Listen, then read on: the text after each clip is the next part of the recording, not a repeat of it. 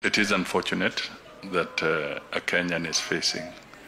Please, the young Kenyans that are going out, remember that the moment you board a plane and the wheels have lifted, when you land in whatever country you're going into, the laws that apply are not Kenyan laws. Vietnam has got its own judicial processes, and we want to make it clear that we do not want to market Kenya as a conduit for illicit trade. So if you are traveling and you're allowing somebody else to park your bag, how sure are you that the person parking your bag is Jesus?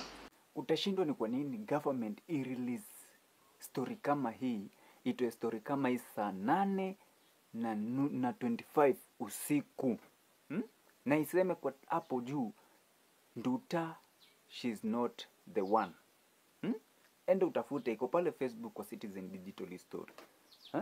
So guys, karibu sana ndani ya Biggie TV. My name is Biggie, na make sure umesubscribe hapo hivyo. Wacha nikupashe yanayojiri leo. Sawa. So guys, kuna hii list imetolewa na serikali. Kuna hii list imetolewa na serikali ya watu ambao wamenyongwa. Kuna Wakenya wengi wamenyongwa huko majuu kwa sababu za madawa za kulevya. Ofisi ya Mudavadi imetoa list. Juu alisema jana kuna list atatoa aonyeshe watu ambao ama Wakenya ambao wamepatikana na makosa huko majuu na wakanyongwa na wengine wakafungwa maisha huko. Na utashindwa ni kwa nini inajaribu kuanza kutoa hii list kuonyesha anything can happen to Nduta, ama anything inaweza kweli happen kwa Nduta hapo Vietnam.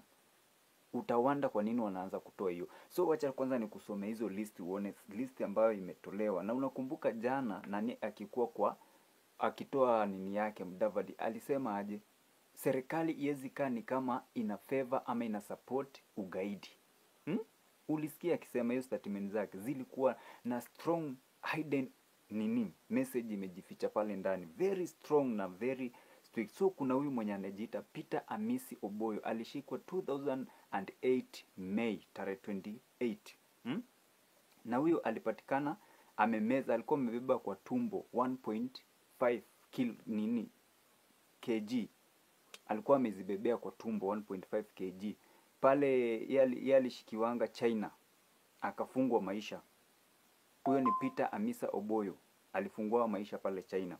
Kuna huyu mama anaitwa Christy Nyabera Ogowo. The same year alipatikana na yeye pia amebeba 1300 grams of heroin kwa tumbo ndani. Na yeye alikumiwa ndo hii. Chinese authority ilimfunga, ilimsentence death. Alihukumiwa kinyongo pale China. That's why unasikia nasema Nduta she's not the one. Si wa kwanza kunyongwa. So utashindwa kwa nini serikali inaanza kutoa hizi maripoti, inaanza kutoa hizi maripoti. Kuna kitu inajaribu, kuna message inajaribu kupitisha. Kuna message inajaribu kupitisha na kuna message inajaribu kuonyesha familia something already happened. Something already happened. So kuna hii ingine is Malaysia. Huko ndo kuna sheria kali sana ya watu ambao wanapatikana na madawa za kulevya. Watu wenye wanapatikana na madawa za kulevya huko hakunanga msamaha. Haya, kuna huyu mwingine alipatikananga Hong Kong.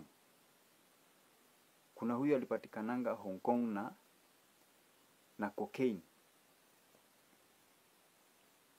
Alipatikananga Hong